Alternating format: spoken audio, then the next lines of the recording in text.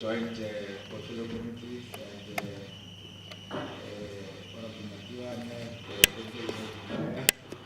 Honorable MMC for human settlement, HOD Copter and Secretary of the Legislature and other senior managers of the department. Good morning. And thank you for this opportunity, Honorable Chair. And on behalf of the Premier of the province, who is unable to attend, the Chair has alluded to that. I wish to express our delight with the Portfolio Committee visiting the province. The approach we're going to be taking on the Chair, I'm going to be asking Mr. Mabata, the head of our cluster center, to do the presentation. And these incidents, particularly when we talk about Port St. John's, Honorable Chair, it would have been far more better if the Portfolio Committee arrived the following day. If you go to Port St. John's now, you might not be able to see, because the whole area was sort of flooded by water, books destroyed in the library and so on. But when you go there, you might not be able to see anything except the bridges and the roads. It's always welcome to have the Portfolio Committee so that we are able to account for our work, and at the same time we are able to get support and guidance from the Portfolio Committee. With the permission, Chair, I can ask Mr. Gobanda to do the presentation. Thanks so much. Thank you.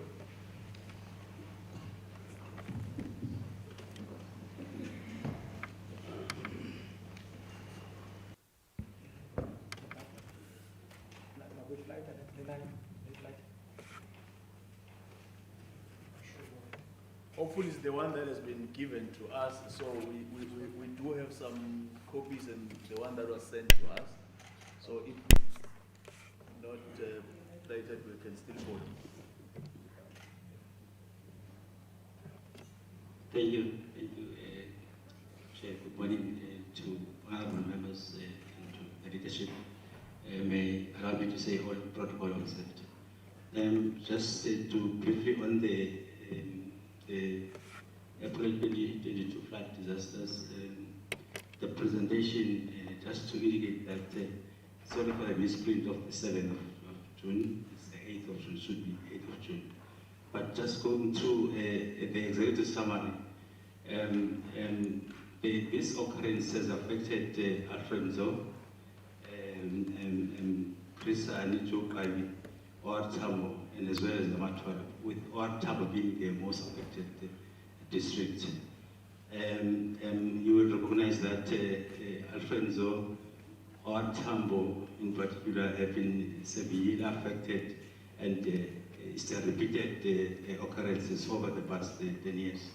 And the households, just over 4,000 households have been affected with about 2.4 temporals, homeless people, and also 1.8 with those damages that needs repairs.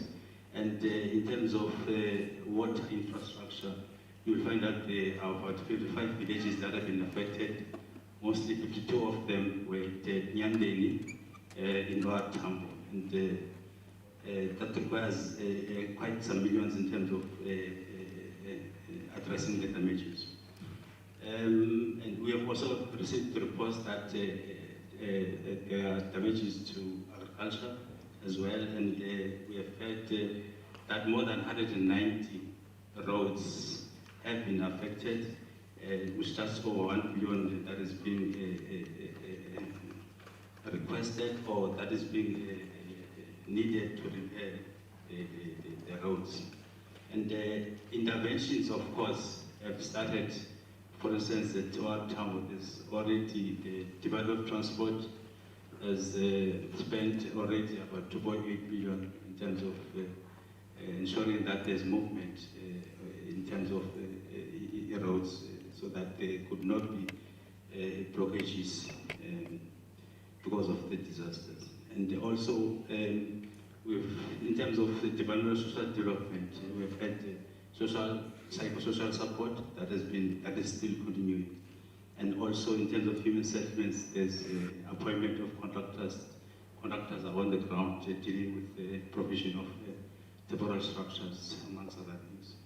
And then also, there's also some support that we are being provided with in terms of support that Public Works is providing, and also some other entities like your MISA, which are also assisting in the assessment of especially water and roads infrastructure. And also the debt is in the mix because they have to deal with issues that are climate change, that deal with climate change issues. And we've heard that there's been some graves that have sunk, but the families working in terms of enabling that those are being brought into normality. And then the next slide just deals with the occurrence that has started in earnest from the 9th of April and then culminated in the major incident on the 12th of April, where we've seen the devastation. And Port St. John's is the main one that has been engulfed in terms of this disaster. And then the province has not recovered because in December, January, we have had thunderstorms that have happened from the 9th of December, that have happened, flooding that has happened in BCM on the 8th of January. So we are having these things occurring frequently. And dating back, if you look at the statistics, you'll find that it's almost every other year there's a disaster that is occurring. And some of them have not been addressed, just over 1 billion. That is, we think that, or we say, it was needed for ensuring that the disasters are actually addressed. In terms of the Department of Education, they have reported about 62 schools that have been affected, and mostly in those schools is operation facilities. And although there is no, schooling is continuing, there's no disruption, but there are damages, and they've given us a intervention plan which seeks to how are they going to address the situation, and the intervention plan dates from the procurement that they've started and culminating into the appointment of service providers or contractors by mid of July. That's how they contemplate that by mid of July there are going to be a commencement of implementation. Then in terms of the Department of Health, about 12 health facilities, especially at Ingomza Hill and at Port St. John's, have been affected. Also the Department of Health is intervening. There are contractors that have been appointed, sites have been handed over, and there's work that has been continuing in those facilities.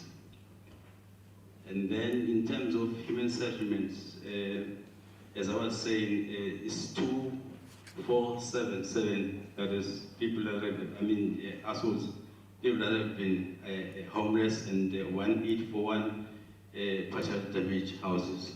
And that equates to about close to $1 billion in terms of funding that is needed to do that exercise. And then the department has appointed a contractor for Afrenzo and Tambo, and to date, probably by today, it's more than that. 107 units have been completed in Afrenzo and 85 in Tambo. That expected date is to be for completion of all these units is 3rd of June, and then the Housing Development Agency has been appointed. Has appointed contractors to erect temporary structures in other areas in Trisani, Amatole, and Jokavi. And is expected to commence with the work. Probably they have commenced with the work on the 6th of June. OSCOM will conduct the exercise of reconnection to the erected structures, and then there's an engagement with the Department of Home Affairs to assist families that have lost their IDs. And then the National Department of Human Settlement has transferred some money to the province to assist, and also there has been approval of the previous disaster of December to the Alfonso District Municipality in terms of provision of temporary shelters. HT is on site conducting assessment for the partially damaged houses, and also the province is also planning to eradicate about 5450 mud structures that have occurred between December 2021 and April 2022. In terms of water infrastructure, there's been a deployment of water tankers, especially around Nyandeni, as you will see. About 11 tankers have been deployed in that area. And also there's mid and long-term in terms of plans, in terms of refurbishment of approaching points and protection of pumps, and possible relocation of those pipes and pumps. And then in terms of provincial road infrastructure, as I was saying, it's 190 provincial roads that have been affected in Alfonso, Christian, and Old Tambo. Based on the assessment conducted, the damage are totaling to about 275.3 kilometers, and also temporary structures in terms of bridges. Based on the recent assessment conducted in Joburg, certain sections of the roads were closed and temporary arrangements were made, and alternative roads were actually provided. Some of the roads that have been affected by the December thunderstorm and floods. And as I was saying, 2.8 million has been spent already on our Tambo in terms of ensuring that there's clearance where there were landslides, and also importing of gravel material on eroded sections. And then the department has set aside 159 million in terms of making sure that there's intervention in that space. Then the measures in terms of remedy will include the regraveling, bridge repairs and construction, plating, installation of pipes and damage maintenance and drainage maintenance, so to say.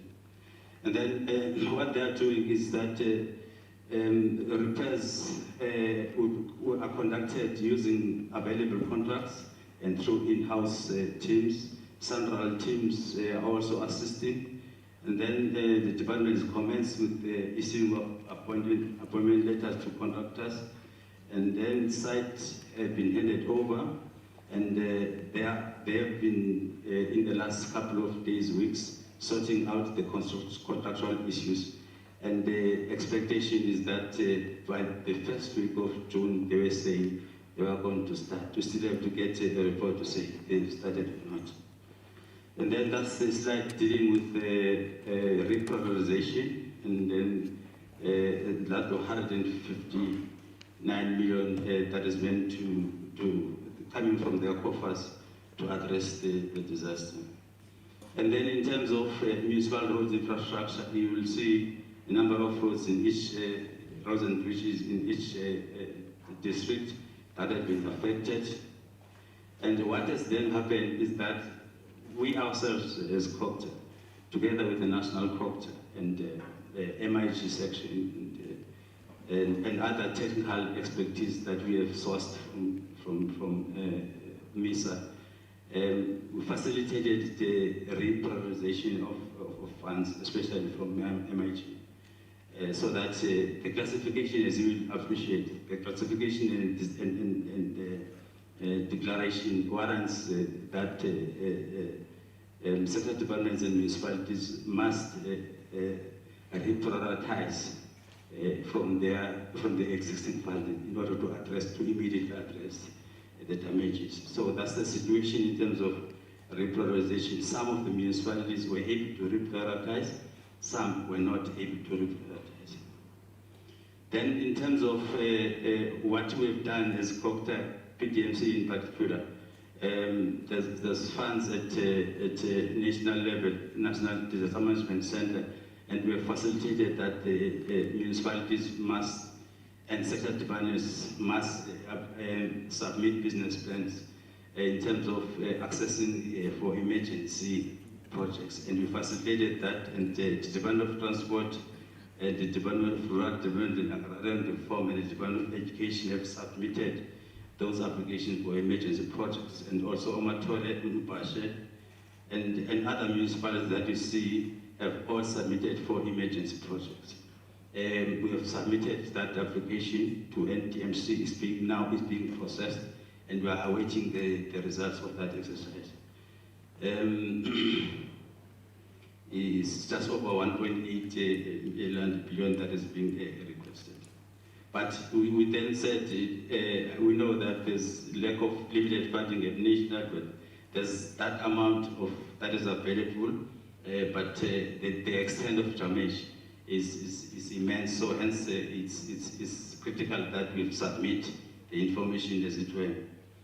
And then in terms of the injuries and fatalities, we have had those fatalities, and then we, as we all know, that there have been some burials that have happened already at Imus and Person Jones. And also, as well as there has been a communication with KZN for those people who perished in KZN, and there's coordination in terms of, there has been coordination in terms of repatriation and burials. And then in terms of that's the details, I won't go into details in terms of what DST and SASA are doing. They are doing some work in terms of social relief of distress and the provision of relief material to the various families. I won't go much into detail. That for Alfonso and for also for Joe Gabi and for our Tambo and our Tambo continuing, and then also what we are also taking on the capacity that we are provided with the Department of Public Works, where emergency response permit, for instance, constructs are available, so that we can immediately support, especially the support that has gone to the Department of Education, the Department of Health in particular. And as well at Cocktail for the PMU unit, we have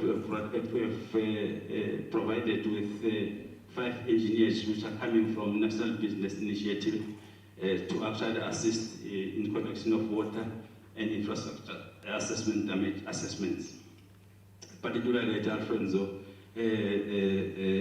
Jokabe, and Oatam. MESA has assisted us a great deal as well in terms of in-depth analysis because of their technical expertise.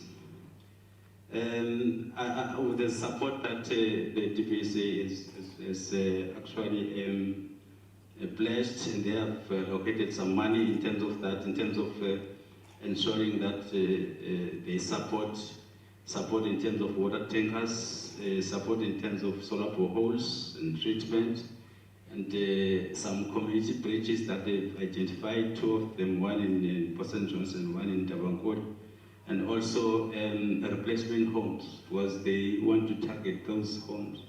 Therefore, the elderly, for the indigent, for those that are differentially abled, and also child-headed homes, so that 10 each, in each of the 3 district municipalities, 10 households are being targeted.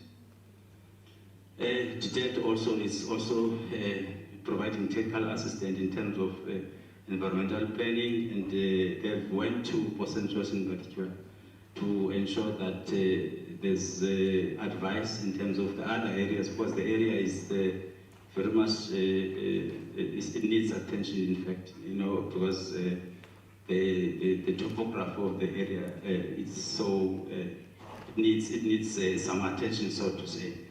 And they have also, in terms of redirection and reprioritization of their EPW resources in order to clean up the depots, and they've assisted in that. And also in terms of medium to long term, in terms of implementing the multi-year climate change strategic program, and also the issue of sourcing other information that will assist in the process of dealing with the issues of climate change. That's the presentation, Chairperson. Thank you very much. Thank you. Maybe before you can sit, why is the one that is coming from Buffalo City, whether it's Deputy Mayor Ms. Bago, is coming to assist about the person that will do the presentation? Probably there are issues that you can clarify so that you minimize the engagement. Like the people that we have lost in Eastern Cape, I think you have it in your presentation, you've touched it. And those that are, we know in KZN is more than 430. How many of those are from Eastern Cape so that we can see the assistance? I think from your presentation, you can work on that. The second one is when you are saying we got money from National Human Settlement, give that figure so that we are able to understand better. The other one, once you say we've avoided somebody that was supposed to start on the first, and we don't know whether it started, today is after the first, and we're here, we're in Eastern Cape. There's a slide where you were talking about the person that was supposed to start on the 1st of June, but as we are presenting, it seems as if we are not sure whether it started or not. Those are issues that we can just clarify before we get to the engagement. And why the issue of burial is important is because there was a commitment from different sectors, even from KZN. So want to see whether those people that are coming from KZN, coming from this side in Eastern Cape, they were able to get that assistance so that we can unlock some of those challenges. It's some gaps that I think you can address, but members have noted questions. I'm just assisting you in making your presentation to be complete. Councillor Faku, but you can deal with that part if you are ready. But if you are not ready to deal with it now, you'll deal with it when members will be raising questions. But if you don't understand, you can still engage me to get more clarity. Because we know that, like the figure, you said there are some burials, but it's not clear how many people that we lost in Eastern Cape and how many people out of those that were lost in KZN are from Eastern Cape.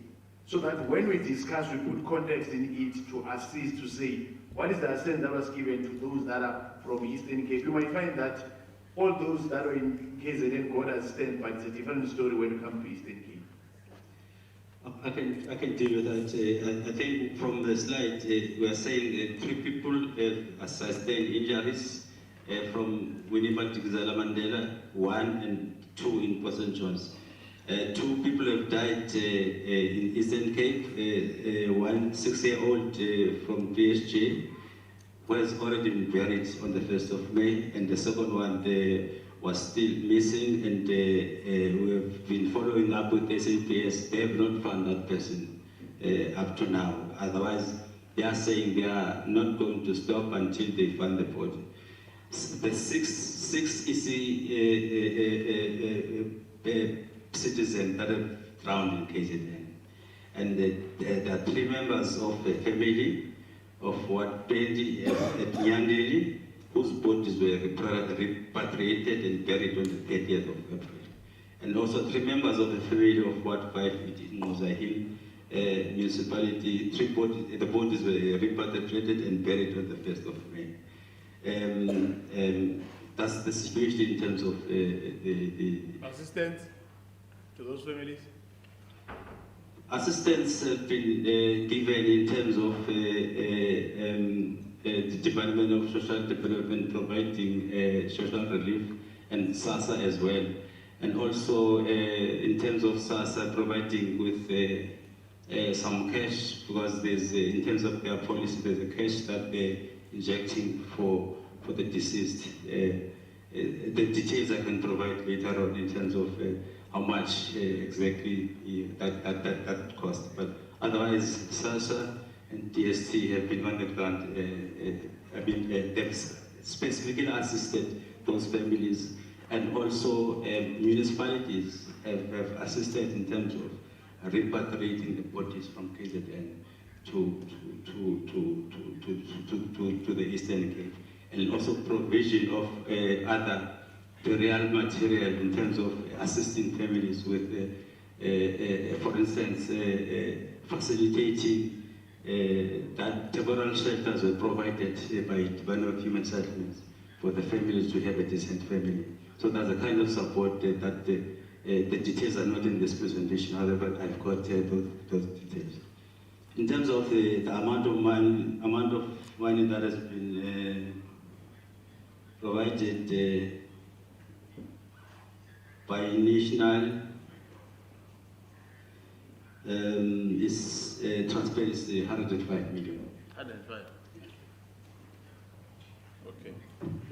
Now, when members are engaging, we deal with that, because they said this MEC, this issue of burial, because it was a national disaster, there is involvement of AFPOP and Tsepe Foundation. So South Africa is a unitary state. We want to understand whether it was only meant for KZN, why not Eastern Cape, if it was, because a national disaster is not something that it was meant. But I'm not picking it up from what we are presenting. It seems as if it's an arrangement of a municipality. We don't get the role of AFPOP and the foundation. It's an issue that members will engage. Councillor Faku.